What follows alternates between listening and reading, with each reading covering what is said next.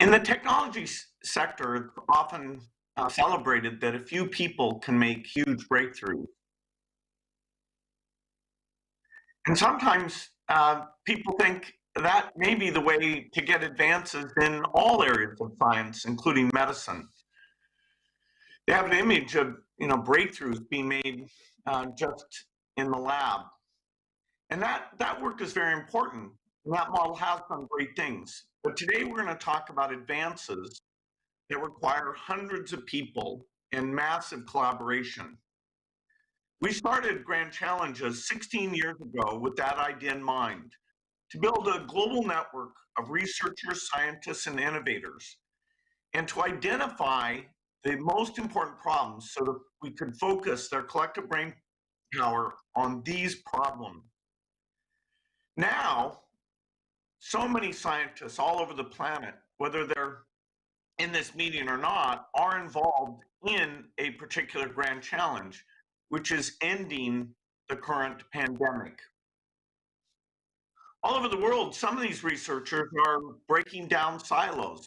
Rather than waiting to go through a publication process, they're sharing data on a daily basis. Since the pandemic began, scientists have shared more than 137,000 viral COVID-19 genomic sequences.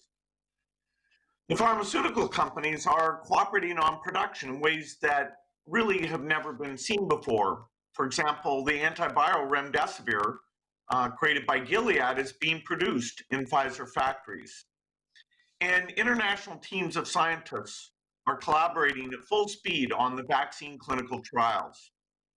Likely, one or more of these vaccines will be available by early next year. In fact, as we have multiple vaccines, we'll have to make sure we understand exactly where to use each of them in the time when those volumes will be constrained. So the pace of the science has been remarkable. And my bet is that when we look back on the history of COVID-19, one of the bright things will be that the scientific community worked together to come out with the tools to bring this to an end. But despite all this good work, right now, as fast as the science has moved and as great as this collaboration is, the pandemic is still ahead of us. The first COVID-19 vaccine will probably be the fastest that humans have ever gone from identifying a new disease to being able to immunize against it. Still, we all know this virus has managed to plunge the entire global economy into a deep recession. In fact, almost every kill over 1 million people. As we hopefully enter the final chapter of this pandemic, we have to start asking, how can we do better before the next one? Where can we push the frontiers of science so that the next time a novel pathogen appears, it doesn't create a tragedy of historic proportions? The good news here is that COVID-19 has been an instructive adversary. It's pointing us to many areas where we need better R&D, and I want to identify 3 of those. The first is vaccine platforms that can let us develop vaccines many months faster than traditional methods. Imagine how this pandemic would have been if we'd had a COVID-19 vaccine by the summer of 2020. Since the outbreak of the virus, researchers have made huge strides in advancing some new platforms, but they still face time delays and barriers to scale and cost. First, let me take RNA vaccines. This is an area that I know many on the call, including the foundation, have seen great promise in and have been backing for many years. For the first time, they're being reduced to practice during this pandemic. Probably the first approved vaccines for COVID-19 will be mRNA, and yet we can't count on them alone because they're very hard to scale that manufacturing, and they have a logistical problem because they require an ultra cold chain. Scaling these for the world would mean having hundreds of millions of doses in liquid nitrogen and keeping them at that negative 80 degrees Celsius as they're carried from planes out to get delivered in the world. I'm hopeful that as the mRNA platform matures in the years ahead, we'll solve both the scaling problems, which will bring the cost down, and will make this cold chain requirement unnecessary. The Grand Challenges program has been looking at ways to make vaccines more thermally stable since the very beginning in 2003. And by taking advantage of that research and some new ideas, I think we'll be able to develop mRNA vaccines that don't require that ultra cold chain. Another promising area for rapid vaccine development is structure guided immunogen design. Here we have a different problem. We can design proteins with atomic level accuracy, and that gets us very quickly towards a subunit vaccine. But the subunit vaccines almost always require an adjuvant to induce the desired immune response. And this has become a major barrier, a barrier in cost and scale as well. We have very few approved adjuvants in the world, and not enough to make the billions of doses we need to stop this pandemic. Partly that's because the ingredients in the current adjuvants are so rare. Going forward, we need a way to make even more powerful adjuvants that don't require someone going to the high Andes to harvest the bark of a particular tree, or shark fishing. Right now we use shark oil to make the adjuvants like squalene.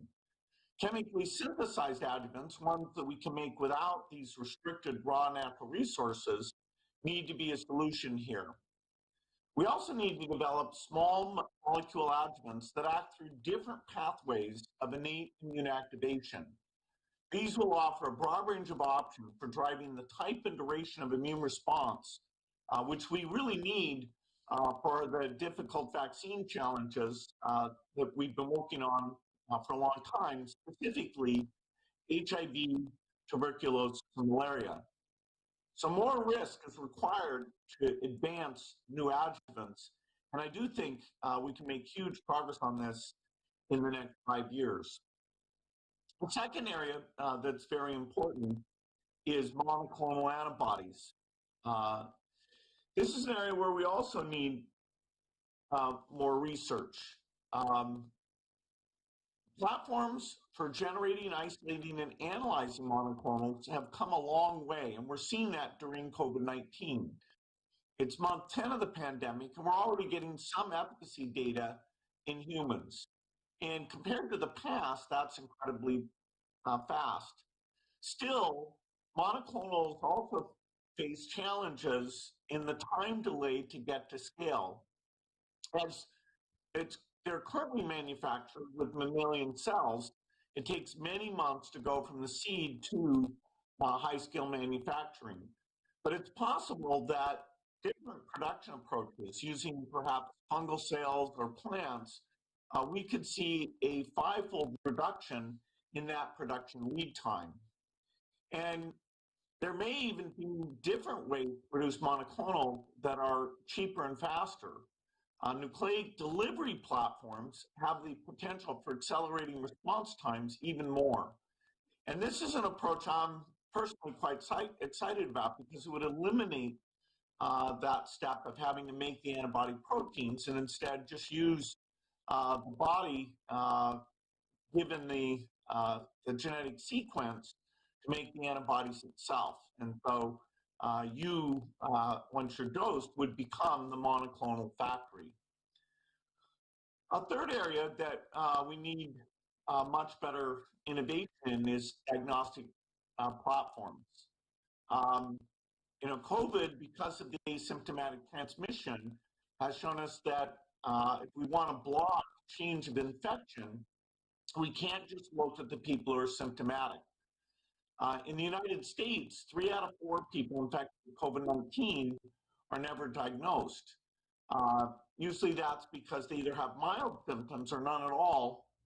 And so given the difficulty of getting to testing and the limited scale we have with current techniques, these people are never diagnosed, and so they don't change their behavior and reduce the spread.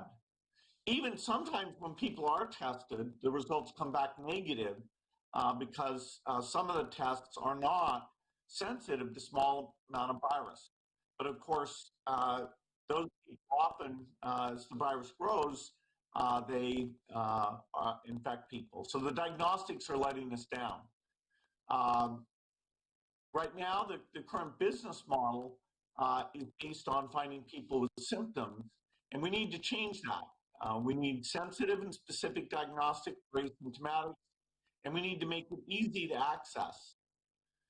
The good news is that the technical piece, the PCR testing, is sensitive and specific. PCR finds that needle in the haystack.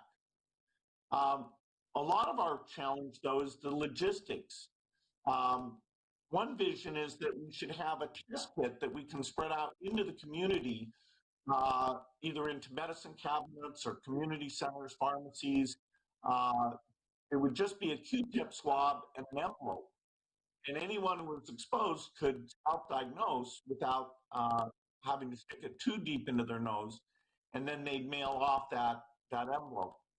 Lots of workplaces, airports would have this, and we need to get those PCR machines then using a reel-to-reel process that can process 100 times as many samples as the current best that only do a few thousand a day.